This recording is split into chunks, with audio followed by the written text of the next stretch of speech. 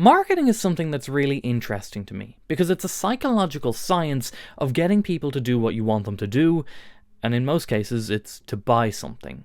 But if you look at them, it always kind of revolves around phrasing. How you phrase something to get people to think about a certain thing and make sure that they don't think about other things. And like everything, there's good marketing and there's bad marketing. An example of really clever good marketing is with the Apple iPod. Back in the day when everybody had an MP3 player in their pocket, there was a lot of competition for which brand's MP3 player was in your pocket. And a lot of the advertisement revolved around storage capacity. This MP3 player has 16 gigabytes of storage. Wow! But no one really knew what that meant, in real world terminology. The Apple iPod came out with the tagline, it was just one sentence, fit 1,000 songs in your pocket. Amazing marketing, because that one sentence told you everything you needed to know. Here's our product, here's what it does, and here's what it can do for you. And after that, the iPod became incredibly successful, the best-selling portable music player since the Walkman. And it was all down to marketing. If they had just said that it had a high storage capacity, it probably wouldn't have had the same impact. Now, today we're going to talk about a little bit of guitar marketing. We've talked briefly about this topic before, but specifically here about Fender's new guitar marketing. You've probably heard that they've launched a new line of guitars because everybody and their grandmother has released a video on the same day. It's that type of marketing. But I'm not actually talking or criticizing that bit. It started a couple of weeks ago with the classic teaser advertisement. It gave a date, and innovation never rests. The apex of Fender design, performance and craftsmanship is coming. Now, most marketing departments tend to enjoy a good buzzword. They switch between iconic, like that's a Gibson buzzword, you see that on everything. Fender's marketing department have seemed to latch on to innovation, which I genuinely believe was a horrible decision to make. Realistically, Fender's innovation never rests tagline is somewhat accurate. It's more innovation with Fender has been in a coma. The guitars, the Fender Strat, the Fender Telecaster, these guitars have been made for 70 plus years at this point. And they're roughly the same. It's kind of like that meme, a phone from the 1950s versus a phone now, a car from the 1950s versus a car now, a guitar from the 1950s versus a guitar now. Realistically, we weren't going to get innovation from Fender, and that's okay. Like, most of their target audience don't want innovation. If they were coming out with some crazy things, they probably wouldn't sell all that well. And if you want something crazy or different, Fender's sub-brands or umbrella brands will deliver what you want. Like, a lot of innovation is actually coming from Fender's sub-brand Squier. Or if you want the fast, shreddy stuff, Charvel is doing that and doing it well for cheaper than a guitar with Fender on the headstock. But today, I'm just talking about the marketing, because I think it's interesting how a simple sentence, a simple word even in this case, has thrown things off by a significant amount. By using the word innovation, it instinctively requires you to compare to previous models. What Fender have released now is the new Fender American Ultra 2. That means that 5 years ago there was a Fender American Ultra line, and for the last 5 years that's what's been in production. And by using the word innovation, it instinctively requires a level of comparison to what was before. And that is really not what Fender needs to promote this product. See, comparison advertising works really well. You see it a lot with fast food chains. They like to take a pop at each other. Wendy's will say that their fries are better than McDonald's. And they are. And Burger King will say that their burgers are bigger than Big Macs. And these comparisons work well when you're fighting against competition, but also, like in the guitar world, when who's your biggest competitor? If you're Fender, it's yourself from previous years. And Fender are no stranger to a comparison. In fact, they actually made one for the Player 2 series. So this is on the Fender website. This is compare features of the Player series versus the all-new Player 2. The Player series has cast sealed tuners, and the new series has classic gear tuners. okay? It's in bold, so it means it's better. Standard fingerboard edges versus rolled fingerboard edges. Okay, that's an upgrade. Maple shown or Palfaro fretboards, or rosewood shown or maple fretboards. New vintage colors. Somewhat of an oxymoron. New or vintage? It's both. Select new pickup configurations. Aged white parts versus parchment plastic parts. Select upgrade bridges. So they're doing a comparison here. They're showing that they've got more features and they're better features versus the old one. You want to buy the new one over the old one because of this. But they don't make it as easy with this new range. And there's reason for that. When you compare them, there's not a whole lot of difference, so let's just take a brief look. So this is the all-new series of Ultra 2s. They've got ultra carved alder body, they've got a comfort carves and such, and then this is the one from 5 years ago. It also has the enhanced body contours, same stuff. Ultra 2 has a quarter-sawn maple modern D neck. The older one has a modern D neck as well. The only difference is it's not quarter-sawn maple. So there is a difference, you know? But a slight change in the wood isn't really what you'd call innovation, especially when quarter-sawn necks have been around for like the last 30 years. The original 5-year-old Ultra had a 10 to 14 inch compound radius on its fretboard. The new one has the same compound radius fretboard. The difference is you've got an ebony option of fretboard instead of rosewood, and it's also got loom inlay side dots. Loom inlay side dots, they are a thing. They are a relatively new thing, but it's not to say that other brands aren't doing it. Like I've got multiple guitars here that all do that.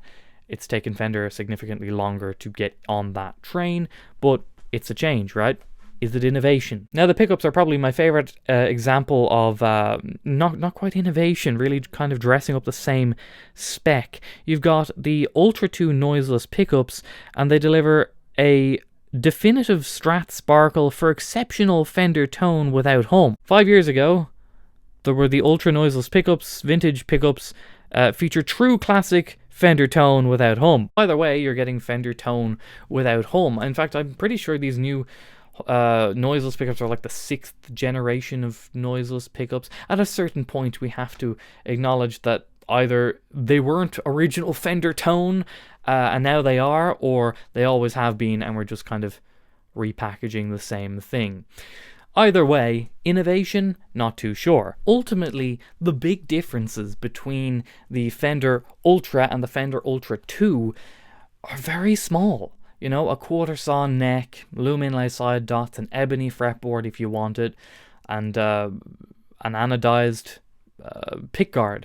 Oh, and the price increase. You can buy a Fender Ultra Stratocaster for $1979.99, and you can buy the Fender Ultra 2 for $2,199.99.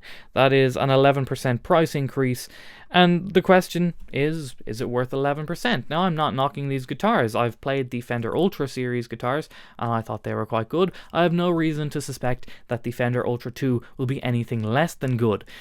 But what they've done is with this word, innovation, they've intentionally made us compare, which is not a good thing, because if we come to the conclusion that the comparison, you know, it's not really worth the 11% difference, then I can just look on the second-hand market. I can go on a Reverb right now, and I can find a bunch of them, actually. Fender Ultra Strats, and they range from like $1,300 to $1,400, varying on condition. Like, you're getting the same guitar roughly that you want for, that's like a 38% price difference than a new Ultra 2. You know, they say that comparison is the theft of joy, but it's also the theft of sales when the comparison doesn't work in your favor. And at a certain point, it's even kind of funny. If you look at Fender's social media here, they've got above, beyond, ultra, and then innovation never rests over it. Which is somewhat humorous considering that above, beyond, ultra was the same ad from 2019. You know, 5 years ago, we had the same ad, and this time they've just said innovation never rests on top of it, which somewhat reflects the overall product? We're talking about marketing here. Let me give you an example of actual innovation on an instrument, but they don't really talk about how innovative it is. I've got a guitar here that I have to do a review on. I'm going to be running it through a couple of gigs first to really get to my review. But the point is that this is a guitar, right? This is a full-sized electric guitar. Okay, I just folded the neck like a pretzel. This can now fit in like a backpack. It's tiny. Okay, that's innovation. Very clearly there is like research and development here to make the neck, I mean, fold. How many times have you seen that? Innovation. Do you know what their advertising is? It's not that it's innovative, because saying something is innovative doesn't do much for you. If Apple's advertisement on the iPod was, it's innovation, no one would care. That guitar that I just showed you's selling point, and the actual thing that they advertise, is that it's the only full-scale electric guitar that fits underneath a plane seat, right? Here's your problem, here's our product, and it's going to solve your problem by doing this. They don't have to say that it's innovative, because you just know it is. And what's funny about this is, I'm sure these Fender guitars are really good. As I said, I have no problem with the Ultra. I have no problem with this release. But I do think it's very interesting that just the word innovative has changed how people kind of look at it. They're getting laughed at online. People are making jokes about it, about how innovative they are. You know, if a car company did this, they'd be releasing a guitar from the 50s with an extra cup holder and calling it innovation. And what I think is funny about this is that, like I said, marketing is just phrasing. You can phrase things in different ways and you can get a completely different outcome. Instead of talking about how innovative your guitar is when it's not all that innovative, especially compared to others and even compared to your previous models.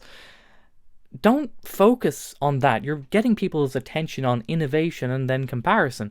Just come up with a better tagline.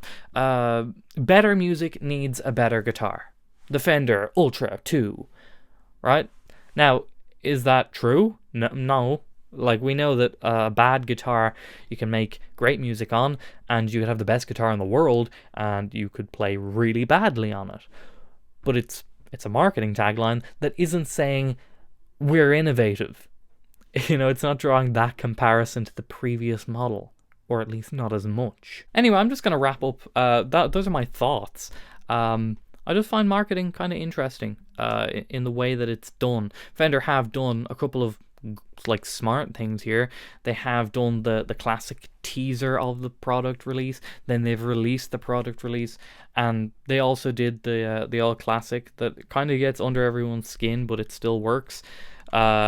Releasing the same video from every YouTuber on the same day about the same thing. You know, it's a bit tedious, but it works. So they have done that well. It's just innovation never rests. Alright, thank you for watching. Subscribe if you do. Oh, by the way, yeah, I just wanted to thank you for this. YouTube sent the thingy. So 100,000 subscribers. Oh, they spelled subscribo wrong. Boo. But thank you for this. And continue to subscribe. Or if you're not subscribed, join the subscribers. Thank you for watching. Like the video if you liked it. And let me know. Is the innovation marketing working on you? Do you want one? Or is it maybe drawing too much of a comparison? I don't know. I'll see you next time. Bye bye.